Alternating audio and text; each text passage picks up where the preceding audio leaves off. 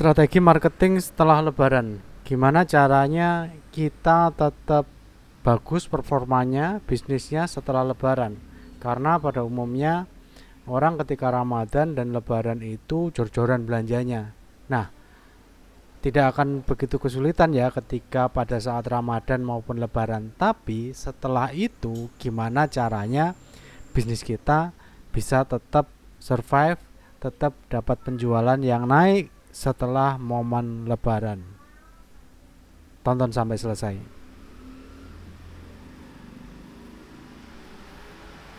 Pertama, kita fokus dulu ke problemnya.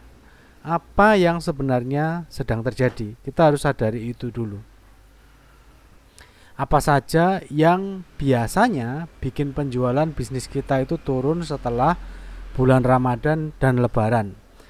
Ini saya bahas secara umum ya, karena ada beberapa bisnis yang memang harus didalami lebih dalam lagi supaya tahu formulanya. Tapi ini kita pembahasan secara umum dulu. Yang pertama, masalah yang terjadi sebenarnya tuh uangnya sudah menipis. Siapa sih yang nggak suka belanja? Tapi kan lagi-lagi keinginan untuk membeli itu selalu dibatasi sama saldo yang dimiliki kan. Semua orang tuh suka belanja, saya yakin itu. Tapi lagi-lagi balik lagi ke duitnya. Kalau uangnya menipis setelah habis dipakai ketika Ramadan dan Lebaran, otomatis setelah itu pasti ada yang berkurang dong. Nah, ini kita harus sadari dulu. Nomor satu tuh problemnya, nomor satu uangnya sudah mulai menipis. Yang kedua, problem kedua adalah prioritasnya berubah.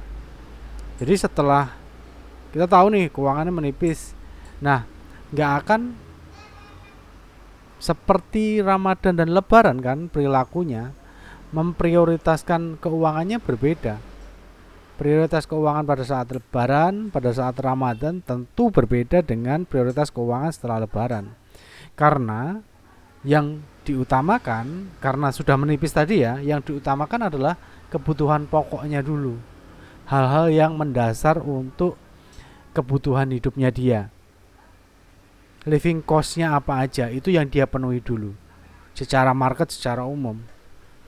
Lalu yang ketiga, masalah yang ketiga sebenarnya adalah permintaan produk Ramadan dan Lebaran trennya memang turun karena sudah lewat momennya. Kan bisnis itu sesuai dengan momennya ya, apa yang terjadi. Saya dulu pernah jualan pembalut ketika ada tren bahwa pembalut yang konvensional itu berbahaya. Akhirnya saya jualan pembalut kain. Dulu pernah jualan seperti itu. Ya laris karena memang momennya pas. Nah, ketika momennya selesai ya sudah, nggak perlu disesali. Yang penting kita sudah dapat untung, ya sudah, harus move on.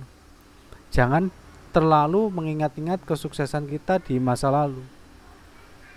Sekarang adalah selanjutnya dan harus gimananya nanti. Solusinya yang pertama tadi, yang pertama kan kita uangnya tuh tipis. Solusi yang pertama itu kita harus meringankan beban pembeli. Jadi di pikirannya, di benak pembeli, pembeli harus merasa ringan. Gimana caranya meringankan bebannya? Kita bisa pakai paket bundling. Jadi tidak beli satuan tapi pakai bundling dengan produk yang lain yang sifatnya itu bisa memicu orang untuk bergerak lebih cepat. Kemudian free ongkir atau cicilan syar'i. Nggak saya saranin sih cicilan ya, tapi kalau mau dilakuin ya silakan, tapi pastikan itu syar'i. Paket bundling sama free ongkir ini bisa membuat pembeli itu merasa lebih ringan karena ongkir itu kadang jadi pertimbangannya orang untuk nggak beli. Kalau bundling, pembeli itu kalau beli satu-satu kesannya mahal, tapi kalau kita sudah kumpulin jadi satu itu kesannya lebih murah. Misalnya biasanya orang beli sabun mesin cuci sama sabun cuci piring, kita bisa gabungkan jadi satu. Atau biasanya orang kalau di laundry ya, orang biasanya nyuci baju aja tapi kita kasih bundling untuk cuci perlengkapan sholat. Nanti perlengkapan sholatnya kita kasih diskon 50% atau 25%. tapi itu bentuknya bundling. Yang kedua, solusi yang kedua, kita harus memberikan nilai investasi jangka panjang untuk produk yang dijual. Jadi bukan sekedar transaksi jual beli aja. Misalkan kita jualan buah, kita nggak jual buahnya, buah pepayanya bukan, tapi kita jualan gaya hidup sehatnya, kesehatan di masa depannya, lancarnya pencernaannya. Jadi yang kita promosikan bukan produknya, tapi apa yang akan dirasakan orang secara nilai investasi jangka panjang. Jadi jatuhnya nanti investasi. Yang ketiga, kita nge-rebranding. Jadi yang pertama tadi kan uang menipis, yang kedua prioritasnya berubah, yang ketiga permintaannya sudah berbeda karena momennya berbeda. Jadi kita lakukan rebranding dan repositioning. Karena sudah lewat momennya, jadi kita harus membuat itu jadi paket oleh-oleh atau paket keluarga atau paket super hemat. Produknya sama tapi jenis positioningnya kita berbeda. Kalau di Ramadan ya paket Ramadan, paket Lebaran. Nah nanti setelah lewat momennya, barangnya sama, produknya sama, jasanya sama, kita ganti yang berbeda. Oke ya. Jadi kita fokusnya di penawaran, karena bisnis itu adalah penawaran. Bukan tentang apa produknya, apa jasanya yang kita jual, tapi tentang apa yang kita bisa tawarkan secara emosional kepada pembeli. Nah, gimana caranya agar orang itu tetap beli? Sebenarnya bukan caranya ya, tapi hal apa yang orang butuhkan dan inginkan setelah Lebaran. Yang pertama, biasanya orang itu karena sudah menipis, sudah sudah berbeda prioritasnya, orang tuh milihnya yang hemat. Jadi cari sesuatu yang sekiranya orang itu dia merasa hemat. Dan satu lagi, terlihat baru. Orang tuh selalu pengen hal baru. Kadang orang tuh mau mengorbankan uangnya dia untuk mencoba hal baru. Hemat tadi bisa pakai paket bundling, free ongkir, beli satu gratis satu, beli dua bonus apa, terus kita kasih poin loyalitas. Jadi poinnya dikumpulin, lama-lama makin banyak nanti bisa tukar hadiah kayak di game center kayak gitu. Nah itu yang membuat orang akan terus beli di kita. Oke. Jadi hal-hal ini bisa membuat orang tuh merasa lebih hemat, tidak terbebani dengan pengeluaran. Terus tentang hal baru nggak usah dibicarain lagi ya. Orang tuh basically manusia tuh suka hal baru. Dia mau mengeluarkan uangnya. Misalkan yang suka kuliner, ada kabar, oh ada di sana kuliner baru, dia pasti cobain. Di bisnis apapun.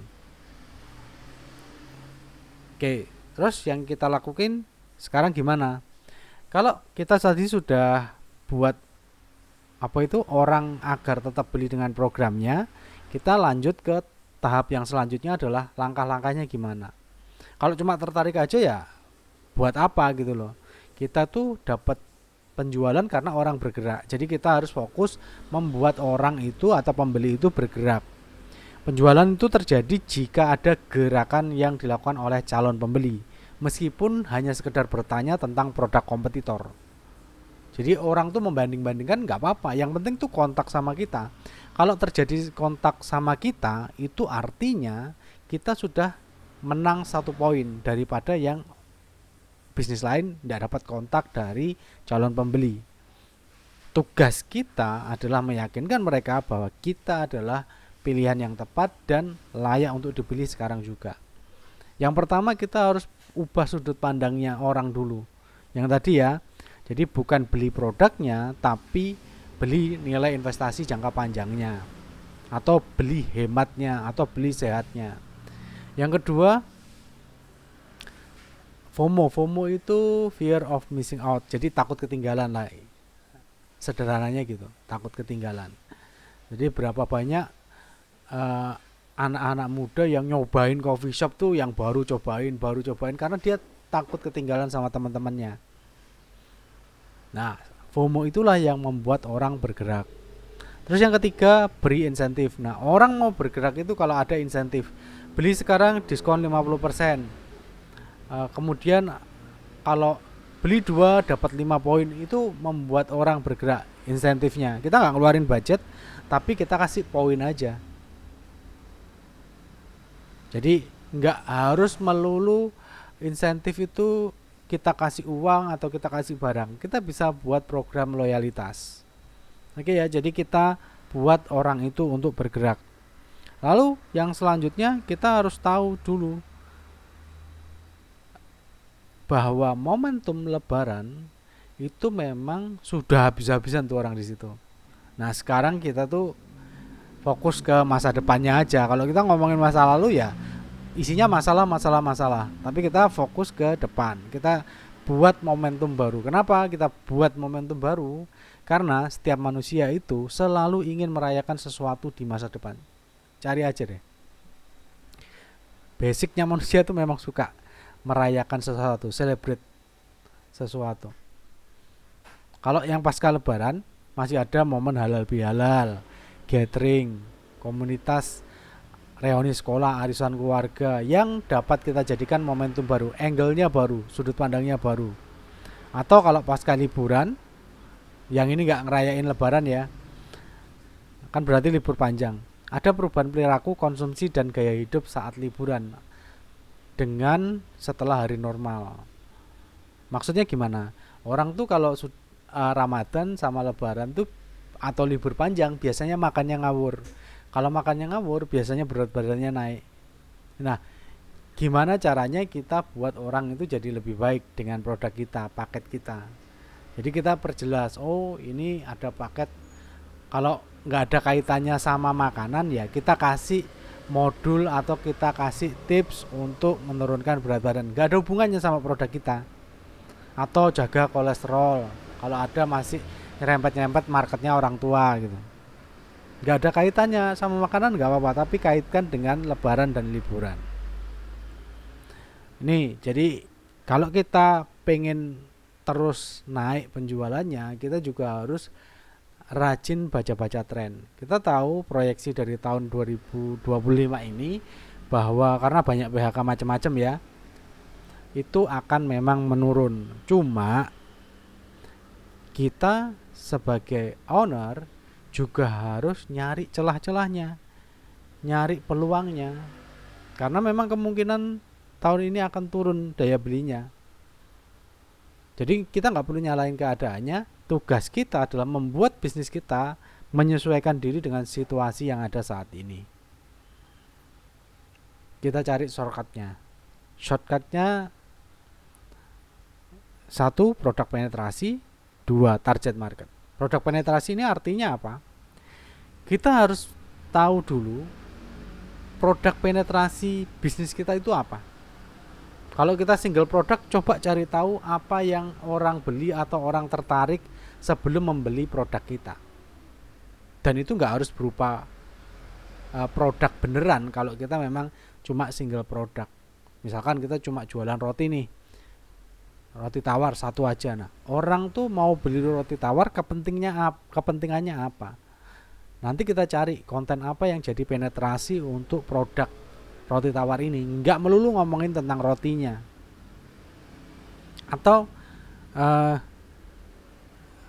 jajanan pasar itu produk penetrasinya apa? Oh, yang di display ada yang kecil-kecil itu. Jualannya jajan pasar untuk acara hajatan misalnya. Jadi kita ciptain produk penetrasinya apa. Kenapa? Karena bisa jadi bukan produk utama kita duluan yang meledak, yang bisa diterima oleh pasar, tapi produk penetrasi kita lah yang akan jadi kunci pembukanya. Yang kedua, target market. Nah, target market ini perlu kita sadari dia itu ada batasan usianya, waktu, sama kebutuhannya. Nah, kalau kita cuma sama target marketnya sama terus, itu terus nggak kita kembangkan, lama-lama nanti habis. Misal dulu saya beberapa tahun yang lalu punya komunitas parenting. Kalau saya bertahan dengan orang itu saja, tidak mengembangkan dengan orang baru, ya sekarang anaknya sudah gede-gede, sudah nggak sekolah lagi, sudah nggak terlalu butuh ilmu parentingnya. Kosong dong berarti kolamnya. Marketnya sudah nggak ada, harus regenerasi terus. Seperti itu. Jadi kita target market kita jangan-jangan sudah jenuh nih sama produk kita. Kita harus cari target market lain atau bikin target market lain untuk masuk ke kolam kita. Jadi dua itu tadi ya untuk shortcutnya ya. Cari produk penetrasi atau konten penetrasi yang bikin orang tertarik dan bisa berhubungan sama kita. Lalu kita kembangkan target marketnya. Jangan-jangan sudah habis target market kita atau sudah bosan. Oke? Terus yang terakhir, kita perhatikan industrinya. Karena bisnis itu logis, jangan cintai bisnisnya tapi transaksinya. Ada beberapa jenis industri ya, industri sunrise, ini istilah aja, cari aja di Google banyak tuh. Sunrise ini bisnis yang sedang naik daun, baru muncul, belum besar banget belum, tapi baru muncul. Yang bubble ini sudah besar banget dan sudah banyak pemainnya, tapi sedang tinggi-tingginya trennya. Kalau sunset ini sudah mulai turun. Sunrise ini contohnya AI otomatisasi produk ramah lingkungan. Kan sekarang tren-tren Gen Z itu yang cinta lingkungan tuh banyak, yang green banyak. Teknologi kesehatan makin maju, makin pakai banyak teknologi lah. Dan jualan di lewat media sosial, social commerce maksudnya ya, yang kita sebenarnya nonton sosial media tapi ada toko untuk belanjanya. Itu memang lagi tumbuh. Belum besar banget belum, tapi memang lagi tumbuh. Yang bubble adalah startup AI, kelas online bermunculan. Banyak kan sekarang yang seperti itu, AI atau kelas online. Beberapa waktu lalu ada AI yang animasi, ternyata ya cuma kayak gitu doang. Tapi yang akan bertahan lama tuh yang benar-benar bermanfaat. Seperti Canva ini kan. Ini Canva kan kita pakai setiap hari. Bahkan sudah menggantikan aplikasi slide presentasi lainnya. Karena inilah yang memang bertahan, yang sesuai dengan apa yang orang butuhkan, yang benar-benar bermanfaat. Nah kalau Sunset itu toko fisik yang nggak punya online preference, maksudnya dia sama sekali nggak pakai online. Kecuali memang bisnisnya dari tender ke tender ya. Tapi kalau toko fisik biasa, rata-rata orang akan ngecek dulu di onlinenya apa. Kalau kita toko fisik tapi nggak masuk ke ekosistem digital, ya ketinggalan nanti. Orang hanya tahu, yang tahu kita ya orang-orang lewat. Kita nggak bisa menjangkau orang-orang yang jauh. Oke, gitu aja. Yang mau ngobrol lebih lanjut bisa chat saya di nomor 085649768468, atau kalau di dokumen-dokumen untuk perjanjian kerja atau konsultasi bisa ke email di chandra@creator.id. Atau pengen tahu sebenarnya saya ngapain aja, saya kerjaannya konsultan marketing, jadi bantuin bisnis-bisnis supaya bisa berkembang lagi, atau bisnis lama yang kesulitan menemukan marketnya untuk tumbuh lebih bagus lagi. Gitu aja, terima kasih. Wassalamualaikum warahmatullahi wabarakatuh.